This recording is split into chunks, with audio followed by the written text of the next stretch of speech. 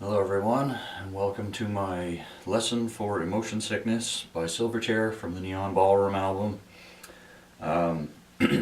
This lesson should be a bit more correct than my last lesson that I tried this, so bear with me. But here's the tuning that you need to know for this song.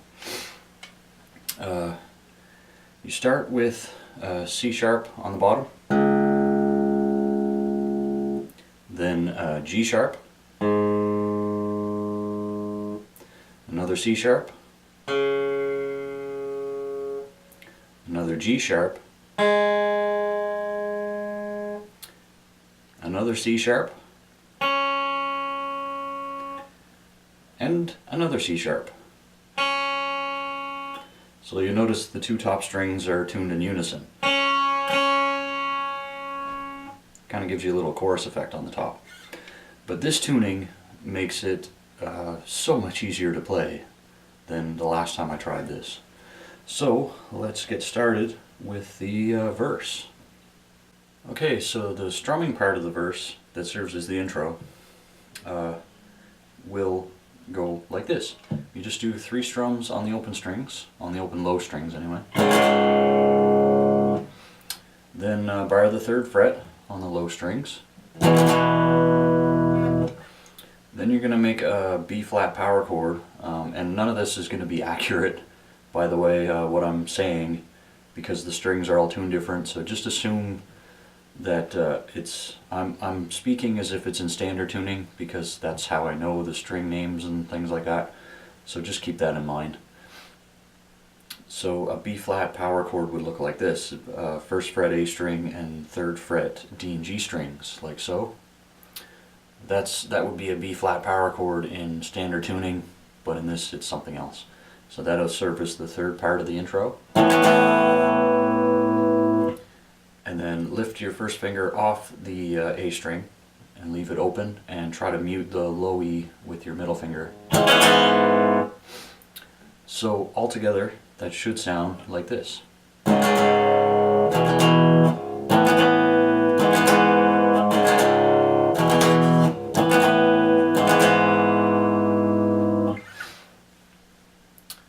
So after that we get into the arpeggiated part of the verse, and this is a little tricky, but it's not as bad on this tuning as it was the last time I tried it. So let's get into that.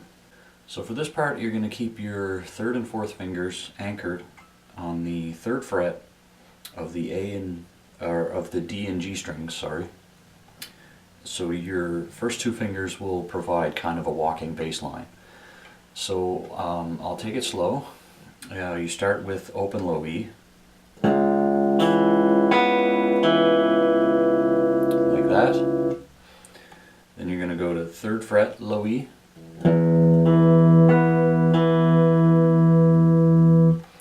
then 1st fret A,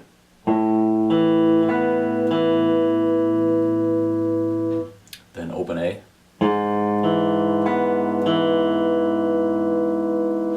then 1st fret A again.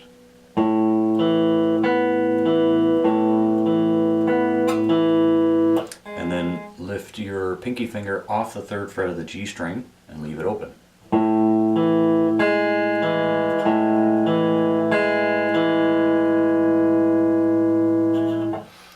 So that's the first part of the verse, and essentially the verse is the same beginning with, I think, 3 different endings. So I'll play that again slowly so you get an idea of how it's supposed to sound together.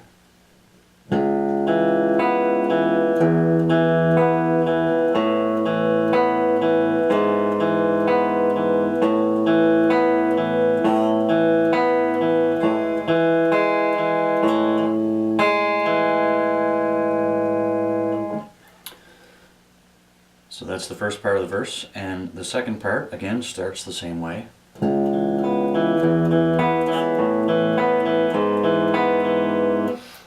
And then you're going to go back to the 1st fret, or 1st fret A, sorry, and then you're going to go to the 3rd fret of the A.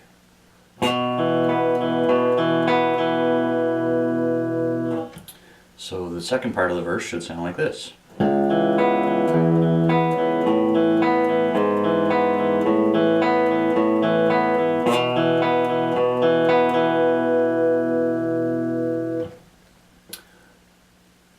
And the third part will start the same way.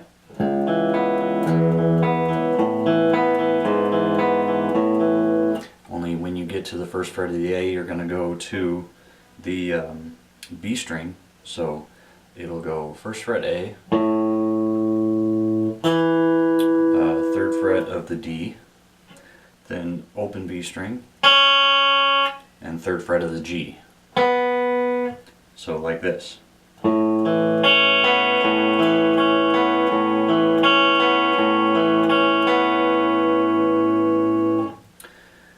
And the last part of the verse is a repeat of the second part, so it will go like this.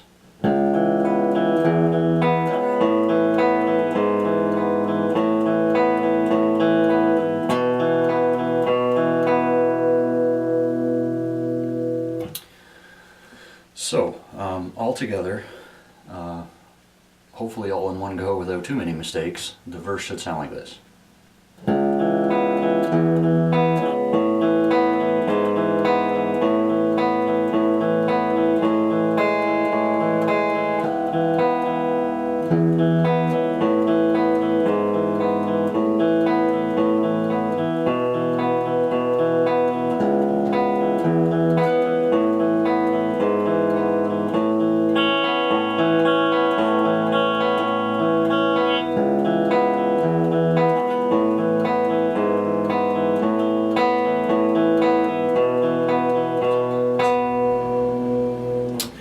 So from there, you go back to the strumming.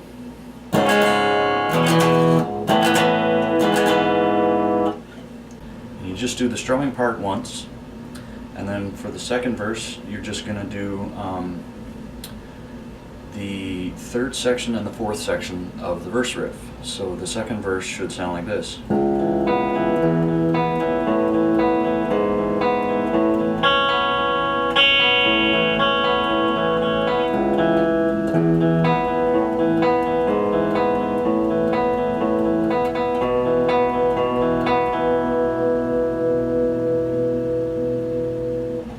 Now at the end of the second verse, there will be sort of an interlude, or it tags on at the end of the verse. So it will be, it'll start on the second fret of the D string. So you want to fret the second fret of the D string and the second fret of the B string, and then you will go from the A string, open, second fret D, second fret B, and then open G, like so.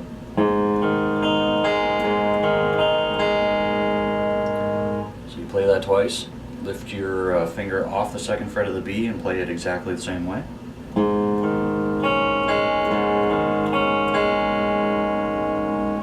Then you're going to go to, you keep your first finger on the second fret D, go to the fourth fret of the G with your third finger, and go A string, D string, G string, and D string. So like this.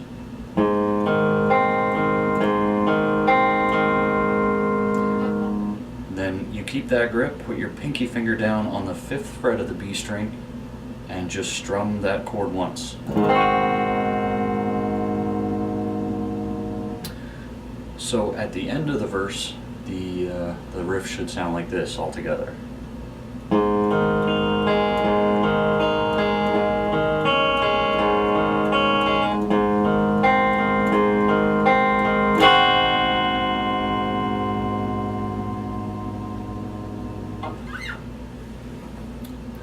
So moving along, we'll go to the interlude next. Alright, so for the interlude, we're going to go to, you're going to use the open D string as a drone. You're going to go to the 8th fret of the G string and the 7th fret of the B string. It plays like this to start.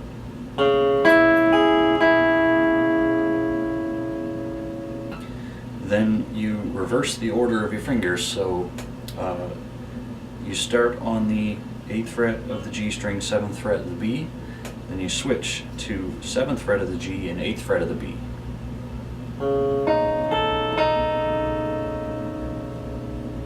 Then you go to 10 on the G and 8 on the B.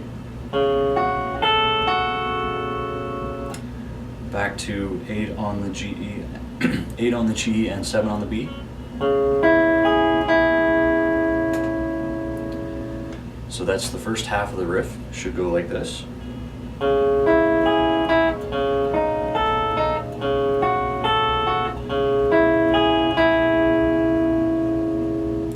Now for the second half, you're going to use the open A string as a drone. And you go to the 7th fret of the G and B strings.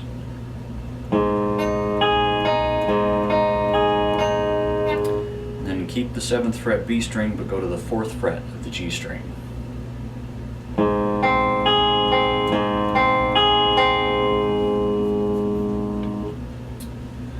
So the whole interlude, the riff anyway, as it repeats, should sound like this. And I'm going to play it slow.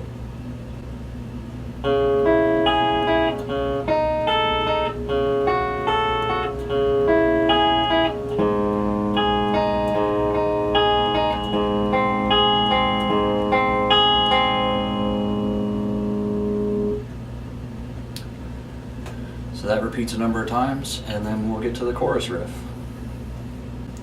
So the chorus riff is just going to be simple. You go to the 5th fret. Sorry. You go to the 5th fret of the A string, 7th fret of the D string, and try to bar your first finger so you're also getting the 5th fret of the G string. And you can play it with the low E if you want to.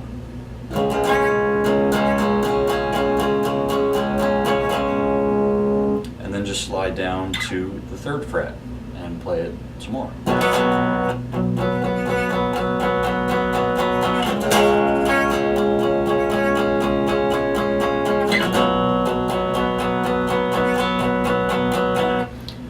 And the only thing I should say is when you're on the 5th and 7th frets, you can add the low E. It will sound correct. But when you go down to the 3rd and 5th frets, try to mute it with your middle finger.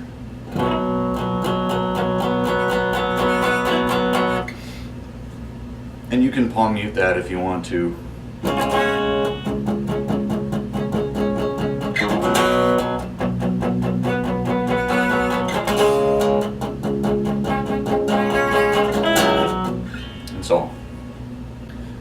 And at the end of the chorus riff, you'll go back to the 2nd fret riff that you did before.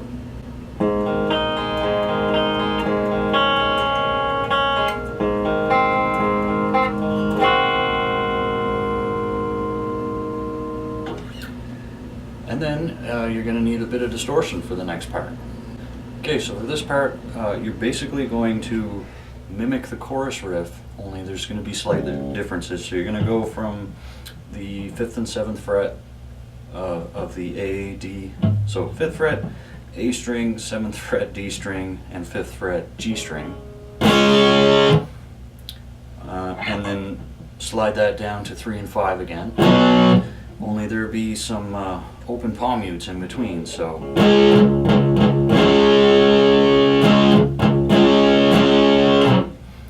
Then down to the 3rd fret.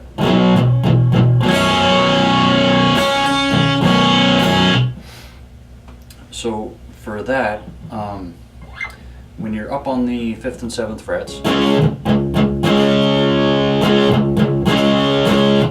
you're just hitting those notes and the open low E. When you go down to the 3rd fret, you are palm muting the 3rd fret A string and try to leave the high 2 strings open so it will give you this sort of effect.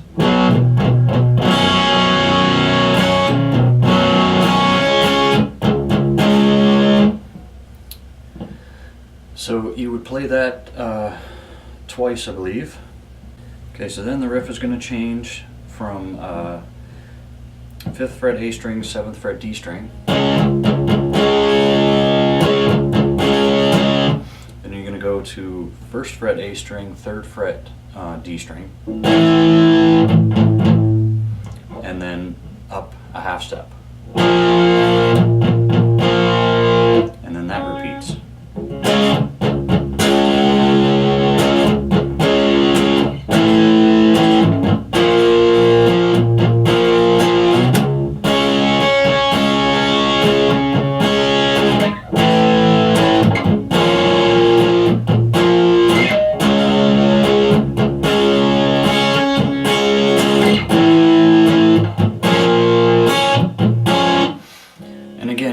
The high 2 strings for emphasis if you want to, but that's pretty much all there is to that part. So after that, you're going to go back to the interlude riff. Okay, so this interlude riff starts the same way, but the ending I'm not too sure on, so don't quote me on this part. But it, like I said, starts the same way with the droning D string.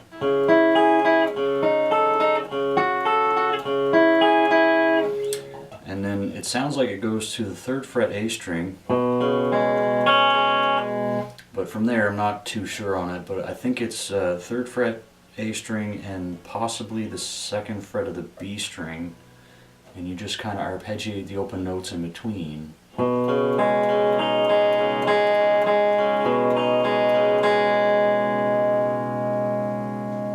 Something like that anyway.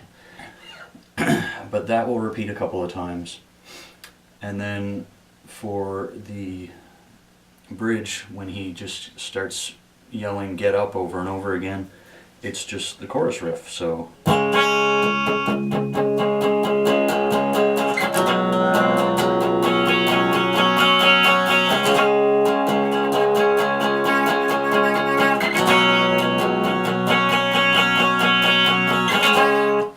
and so on.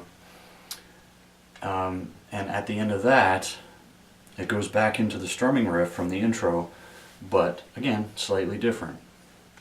So this time it's going to be played, well, it'll start the same way. So open, 3rd fret, 1st fret A, 3rd D and G, open A, and then so that's just like the intro.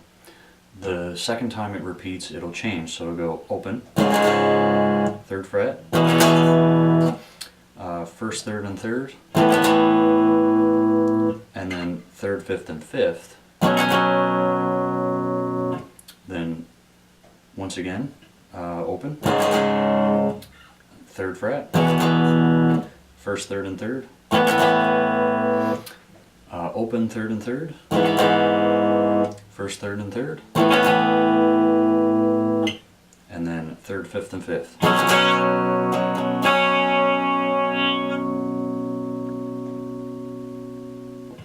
So altogether, that part should sound like this.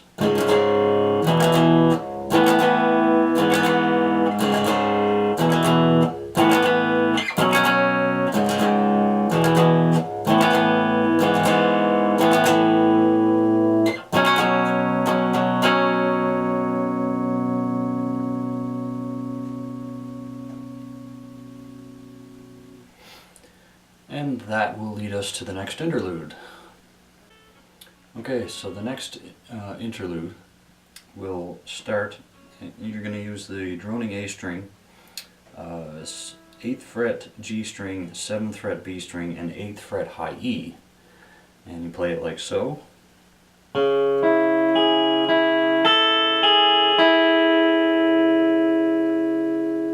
you're going to go to the 10th fret high E,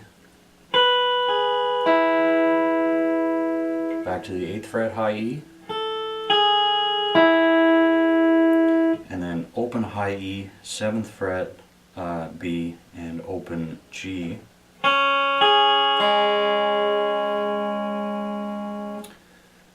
Then you're going to go to the 2nd fret A string and 4th fret D and G, and leave the top two strings open, and you're going to pick it like so.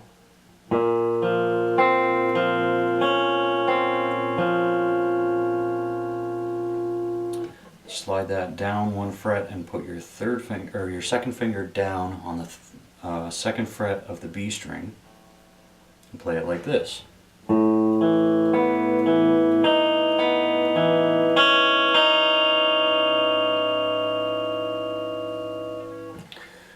So all together slowly, it should sound something like this.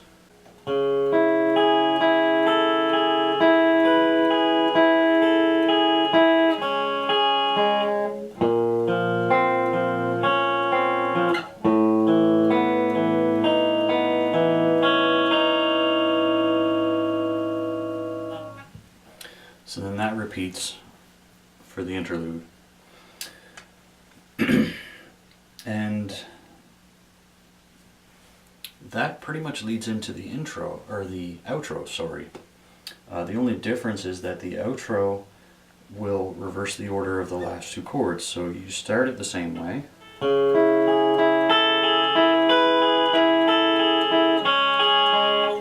You go to the first fret on the A string, and you lead, so first fret A string, and then third fret D and G string, so high E, third fret G and D. So once again, and then up to the second fret.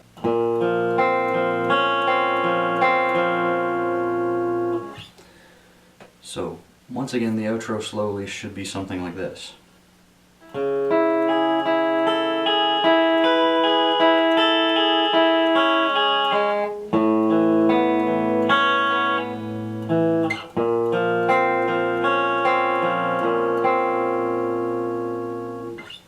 And then of course, as it slows down, it will just go from the first fret A string